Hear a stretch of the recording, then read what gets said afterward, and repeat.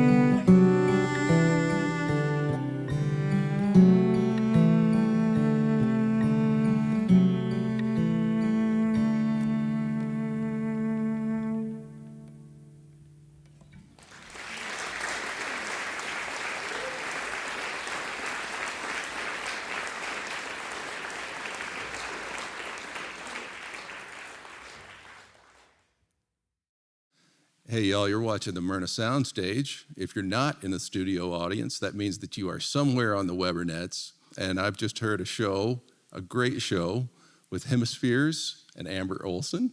And two of these people have also other names.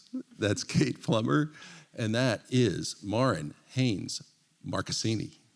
So I guess let's start with Hemispheres. And I like the origin story. How did y'all start playing together? Well, I think we were both looking for musical collaborators in town. Neither of us are from here. In fact, we're from each of the hemispheres. And we were just connected by a mutual friend who said, one of you's a cellist, the other of you would like to play with a cellist. And so we got together, and Kate had written a few kind of really open form songs that had some need for another instrumentalist, and as I began to play with her, it was just really clear that we had a good writing chemistry and an excitement to do something together and some spare time. So we started writing, and we wrote a whole album in about a couple months. Yeah. When was that? It was 2018, I think. Yeah. It was, Myra was pregnant at the time, and as she grew a baby, we also grew an album. And so we wrote quite a few songs, and it was a lot of fun. Did you have the songs to bring already, Kate? Or did you develop them together, or how did it work? A lot of the songs I already had, and one song in particular, I heard a cello part on it. And that was really how our relationship started. We play that song in the show we just played tonight. It's a song called Mountains Over Flathead, and it begins our album. And as we played within that first 20 seconds that we kind of met and collaborated, I just knew that there was something more, something kind of magical happening that was really worth exploring. I had never played with a cello player. I mean, we say that it's called Hemispheres because we're from different parts of the globe. I'm from Sydney, Australia, and Myron's from Bozeman, Montana. But we're also two kind of different hemispheres musically. I don't read music at all, and Myron is classically trained. Right. And so it's our kind of willingness to really listen to those two ways of playing that has brought us together and kind of made some interesting collaborations. And Myron really brings so much to these pieces. It's beautiful. Yeah, and Kate oftentimes brings a song form and the ideas kind of with what she's going to do with guitar, and we can kind of piece together the form. But in terms of what we end up doing with that, what the cello part ends up being is a total collaboration. So we actually have a few songs that Kate wrote for other albums that we reprised. And you kind of listen back and forth to the version she's done before and the version we did together, and they are completely different, which was really fun. Yeah, I find the same thing. I mean, who you play with determines where the song's going to go. And you can do a song different ways. You could country it or funk it up or whatever, depending on who you have playing with you. I think also it's if you're writing with someone that you feel a certain safety with to be vulnerable, it becomes an exploration. And I feel like we often say that we write around certain landscapes, and definitely you can hear the landscapes of Montana, Minnesota, Australia, just different places. But I think there's also an emotional landscape to some of the songs that we have been able to explore together because there's been that safety and that bravery at the same time.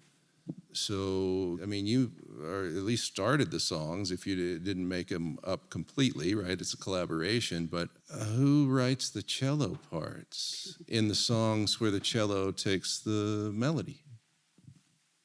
Well, I think that's the beauty. It kind of gets back to what we were saying about the vulnerability is the ability to start with an idea and knowing that in that collaboration, in that listening, in that being with and present to, you end up exploring something together. And I think my favourite times with Myron are writing because we kind of get giddy about it.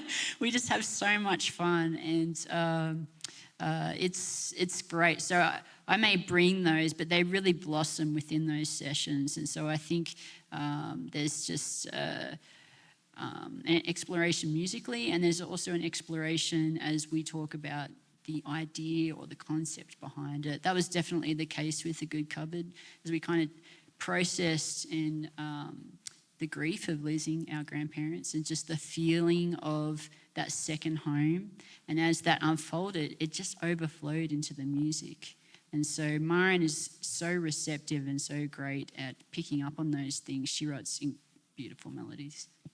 Yeah, so we do kind of pick up on each other's ideas. I think what's so cool about collaborative work is that whatever comes out of it involves both people, but neither person could have done it on their own. It's sort of this third space. And so I think what we do when we come into a writing space is just a really open hand.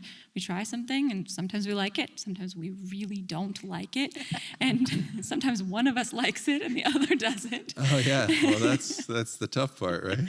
And so it's always a negotiation, and I think just having the idea that it's really not finished until we're both happy with it. So I don't think either of us bring a real kind of preconceived idea of what it's going to be until it becomes what it needs to be.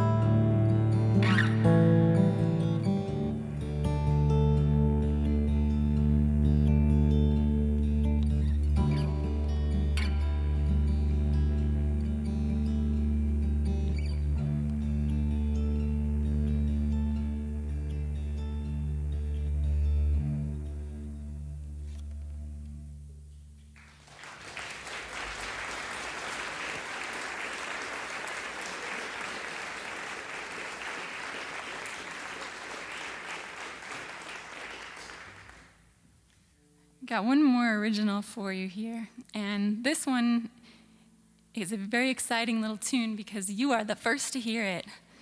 And we are calling it our indoor song. The rest of them seem to be outdoor songs, called The Good Cupboard. And my grandmother passed away about a year ago. And Kate and I, we both lost our grandparents, and we were talking on the phone shortly after my grandma passed, and just having a conversation about this sort of feeling of a second home that you get when you have wonderful grandparents like we were really blessed to have.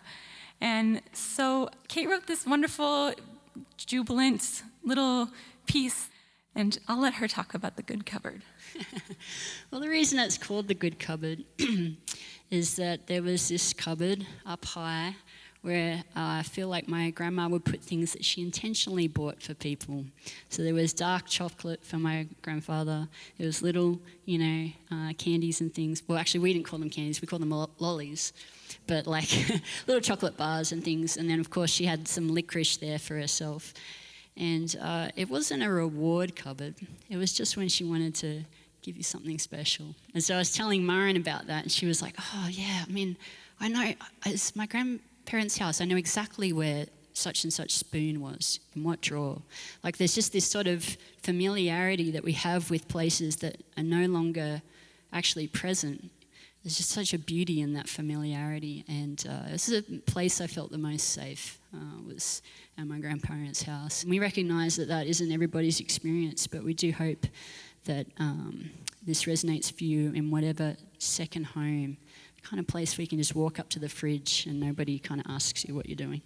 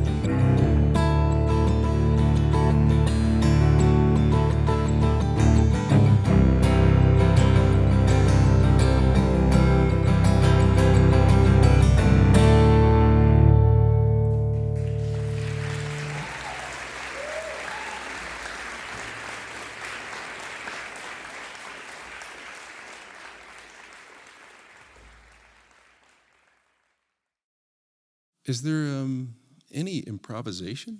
Like tonight, is there stuff that you played that you haven't played before? Yeah, we have a couple of tunes that are really kind of open form. The more creative, the more kind of free we feel, the more directions it goes.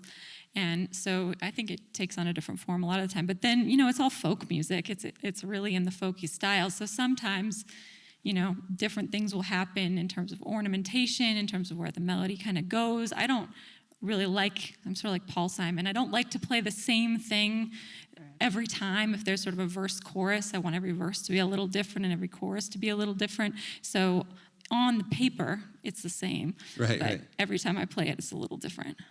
Right, and it's not like just mistakes, because that mistakes are different Sometimes too. it's mistakes.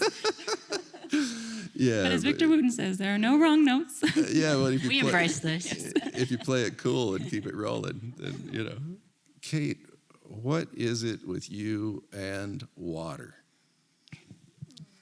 That's a great question, John. I really love kayaking, and I was drawn to kayaking later in life. I've just been doing it probably the last 10 years or so, and I think it's because it's rhythmic. There is something that I connect with. There's kind of that silent rhythm we all have going on in our hearts all the time, and I think that there is definitely a rhythm that I connect with on the water with kayaking. And so there's a whole range of songs that I've written on the water, which we didn't play tonight, that I've written out in the Apostle Islands, which is in Lake Superior. It's a group of 23 islands off the coast of Wisconsin. And there's, I guess, growing up in Sydney Harbour, growing up at the very edge of Australia, staring out at the beach, and that was just a place where I found the most peace. So I have sought those places out, having moved so far away. I've sought those places out over here, and they've always I've been lucky enough that they've brought some music along the way. So there's no lyrics in most of these tunes, although I did hear some of your solo stuff, and you get down to track 5 or 6 or so, and you're a lyricist too. Do you write lyrics anymore? I do, yeah. I write lyrics still, but I would say that I've enjoyed the instrumental exploration. I really love arranging things as well. It's been really tied to the landscape. I've got to say it's a hard thing moving across the world, and I really felt a difference of attachment, I guess you could say, to Montana after the Hemispheres album. It was kind of a way for me to connect with the landscape. And I'm better with notes than words. So sometimes you want to respond to the beauty that you see. And so I find responding with notes is a pretty joyous experience. Do you have less to say than you used to as far as words go, lyrics? Probably. Yeah, I think so. I think more and more I'm drawn to the spaces with no words. And I find them to be a lot more spacious. Mm-hmm. I want to talk about the record you made. And it's called Something About Mountains. It's called The Corners of Mountains. The Corners of the Mountains. Mm-hmm. And you did that because I kind of want to talk about it like as a who's who, because I know a lot of people that were involved in that. Josh Loveland was on that record. He was. He was right up there. Josh Loveland was on that record. David Casey was on that record. Yeah, who played tonight. David's a great player. And we recorded it with Chris Cunningham, who is one half of Story Hill. It was a very well-known duo that have written a lot of songs about Montana and Minnesota as well. And so we recorded down in Bozeman with Chris Cunningham. Oh, right, because he's got the Minnesota connection. Mm-hmm. I've done a couple of songwriter shows with Chris many years ago. And funnily enough, John, I knew Chris way before I moved here. Oh, yeah. So I had met him over at Story Hill Fest and had played with him over many campfires. And so he was a producer I'd always wanted to work with, and so I knew he lived down the road from Helena, and that was a helpful thing to know when I was moving over here. Oh, sure. So, did you day trip it, or did you camp out to make a record? Because that always sounded really cool to me. I lived upstairs of the studio. There's this kind of little, I I don't know, little studio upstairs, like studio apartment studio. And so there's a piano up there and a couple of guitars, and I basically just slept on a roll-up mattress on the floor, and I was up there for a week Myron's parents live in Bozeman, so she was there. Oh, right. It was a delightful time. We kind of started every morning with a coffee and just talking about what we wanted to achieve that day. It was a pretty efficient process, though. I think we basically did it in 3 days, a couple additional sessions, but it was all live. Wow. We did it with all of us in the same room, kind of almost like analog style. It wasn't analog, but Right. the idea was to capture the live sound. And so a lot of things, especially things that kind of felt a little terrifying to play, but it was just sort of like, we got to get this on one take. And so I think we did well with that. We layered a few extras over the top, but most of it is just a live record. Oh, that's great. There's just an energy that you get, a human quality, where everything isn't quite perfect, but you can almost hear the breathing. And so we just had so much fun doing that in that way. I think it really worked for this setup. How did y'all decide to play this show together? Because originally I saw it as a Hemispheres show, and then I saw with Amber Olsson, and by the end of the show, it was your show. I mean, really, it went that way. So how did that happen? Well, I would just say Kate has been so gracious to include me in so much. I mean, she really has, Mara just had 2 babies, and I have 3 kids, and so she has spearheaded so much of what we've done, and it's really fallen on her to do the legwork of it. And then I just get to kind of show up, which is so kind and not fair, and I realize that, so. But I don't know how, yeah. We wouldn't tell that story that way at all. Okay, well, tell it your way, Maureen. Well, I'll speak for the 2 of them and say that they got together and did just a couple of Christmas songs a few years ago. And that was when I first was introduced to Amber, was through like these scratch tracks of these Christmas songs. And it was sort of like, where did this vocalist come from? She's just amazing. And, she and Kate just had an ability to do some really nice new things with some traditional songs.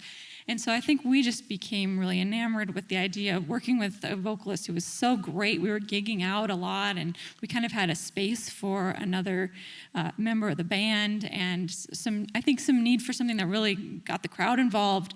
And Amber was just the right person for all of that. So. The first song that we're going to start out with was kind of inspired by my hometown.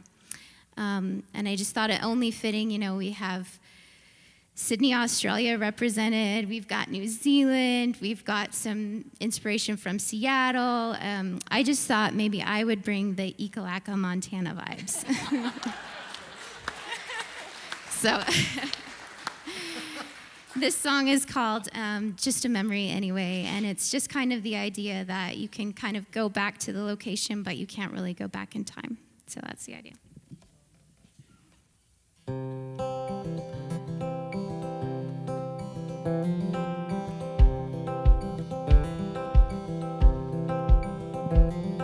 It took 1,000 miles to get me back here.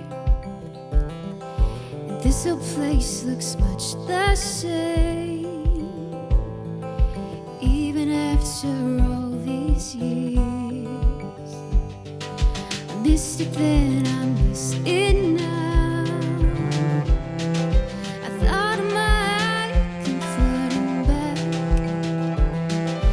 Yesterday, somewhere you get. If you could just find the right track.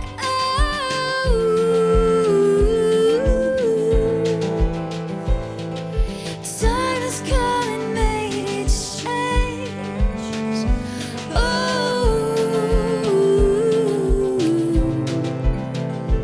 It was just a memory anyway.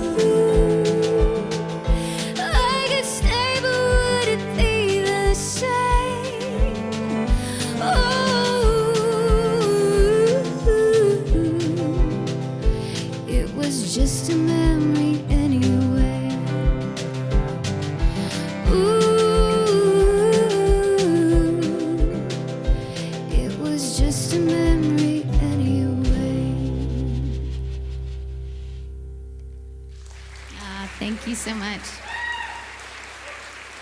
Thank you.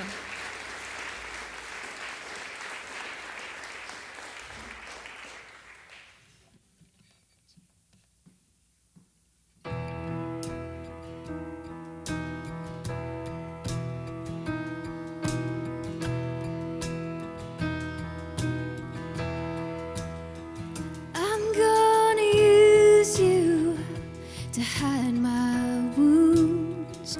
You'll be the light to cover all my truth. You'll be the smile I hand to the crowd. Do you want me now? You'll be the target where I aim, and I've got the bullets to give you all the blame, to make you the fight I always win. Do you want me now?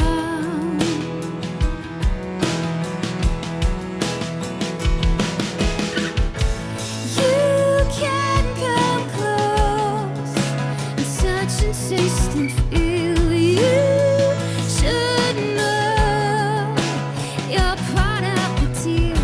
Is this what you want?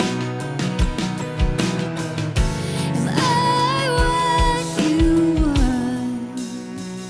I'm gonna use you to be my shield. I'll stand behind you at every wall I build.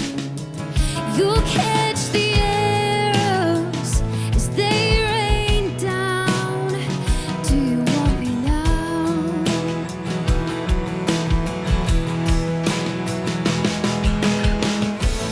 You can come close and touch and taste and feel. You should know you're part of the deal.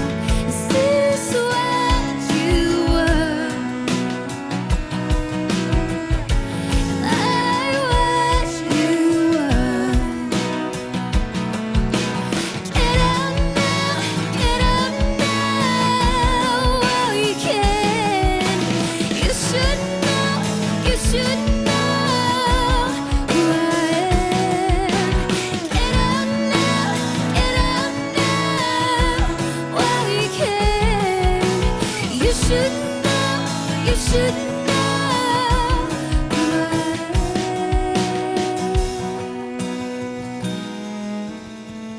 I'm gonna use you to ease my down. You'll be the soft place when I hit the ground. 'Cause I need a landing, safe and sound.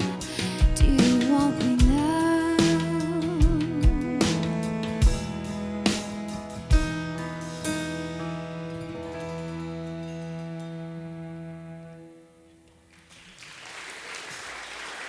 Thank you so much.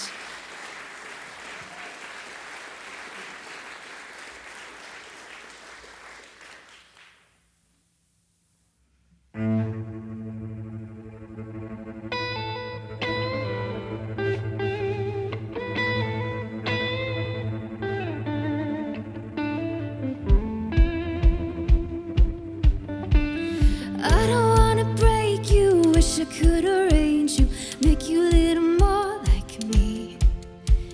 You seem to be fine though, that's cool, what do I know? Misery loves company.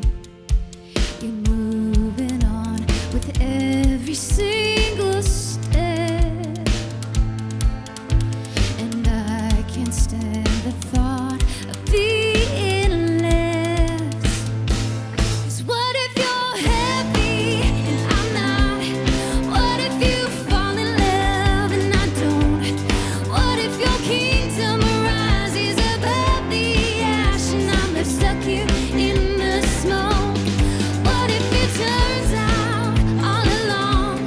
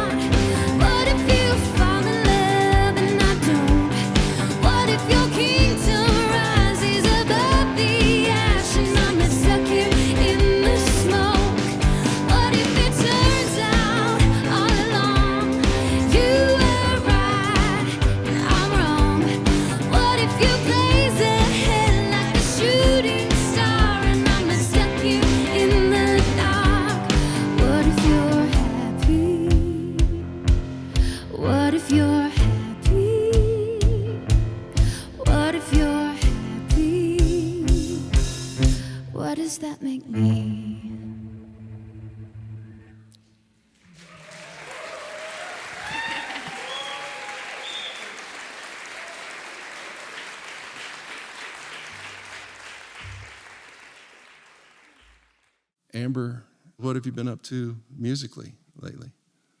I think this collaboration, I think you kind of heard it tonight. Some of those songs were ones I've really drawn on from the past, but most of them have kind of become new again, just with playing with these wonderful musicians. So how about it, Maren? What in the world's landed you right here? Although you grew up in Bozeman, right? That's right. Well, I grew up in Bozeman and then spent about 15 years outside Montana. So I went to undergrad and then graduate school both in Washington State, and did undergrad in music and then a master's and PhD in ethnomusicology while I was in Washington. So came back to Montana after a little bit of time in Berkeley with my husband, who was going to law school, and he landed a gig on the state Supreme Court here in Montana. So after visiting Helena about twice, here we were. What is ethnomusicology? Because it sounds like a made-up word to me. Kind of is a made-up word. Brings together two concepts. The first, of course, is musicology, which is the study of music. The other side of that is ethnography, which is essentially a methodology of the study of people. So an interest in people and why they do this bizarre thing called music in different contexts and in different iterations, how our identities are formed as a result of the ways in which we are interested in music and create community around music. And so it can go, as you can imagine, 1,000 different directions, but the core question is why do we do this? And you've been all over the world to try to figure that out, right? So the grad program, it sort of is like this big basket of things that don't belong in like the Western music curriculum. And so people study everything from pop music to, iterations of different spiritualities and their music, and then anything from all over the world kind of falls in that same bucket. So as I went through my curriculum, that's what that looked like. I studied with scholars and musicians who had studied all over the world and were expert musicians in a wide variety of traditions. Gotcha. Well, I was looking for travel stories. I'm like sorry. You eating weird food or anything like that? I mean, I have those stories too, but they just don't relate to ethnomusicology. What's the weirdest thing you ever ate? I ate rattlesnake, but that was in Arizona. So yeah, I guess that was the weirdest. It was actually very good. I would recommend. Kate, what's the weirdest thing you ever ate? The weirdest thing I've ever eaten is probably something I found at a state fair in America on a stick. You guys are obsessed with food on sticks at fairs. Well, thank you for that. How in the world did you end up in the United States of America, Kate? At the fair. How did you end up at the fair? Well, that was, I was a musician back in Sydney. I did that for quite a few years, and I also love traveling. Australians in general love to travel. And so I was all about trying to find a way to combine music and traveling. So for the first times, a couple of times I came over to the States, I actually had a couple of scholarships actually for blues summits. And so it was a lot of fun. I got to study with some great people and do some playing in New York and San Fran, and that was really fun. And then the next maybe 7 times that I came over, I came in and worked in at a retreat center, Christian retreat center up in Minnesota, where a couple of these songs we played tonight were written. And so eventually, when I was over here one of those times, I came across a ministry opportunity here. And so I ended up moving to Helena, of all places. I'd never even heard of it before this this role. Although I had been to Montana, I'd just never been to Helena. And so I ended up moving here and working for a church here for just under 7 years, and then took a couple of years off, happened to be during the pandemic, so it was perfect timing, and then come back. I'm actually working in a different church now. Oh, okay. I'm working here. I appreciate y'all being here. Thanks, Amber. Thanks, Maren. Thanks, Kate. Hemispheres and Amber Olsson. Thank you, Thanks, John.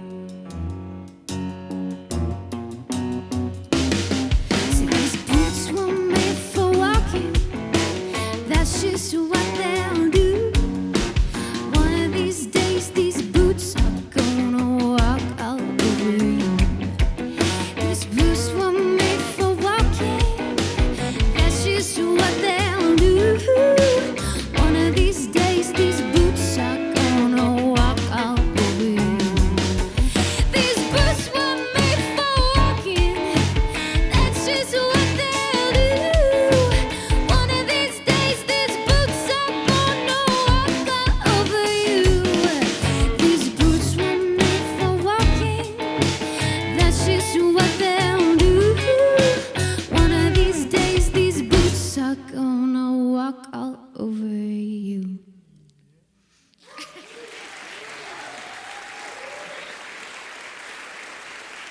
Thank you so much.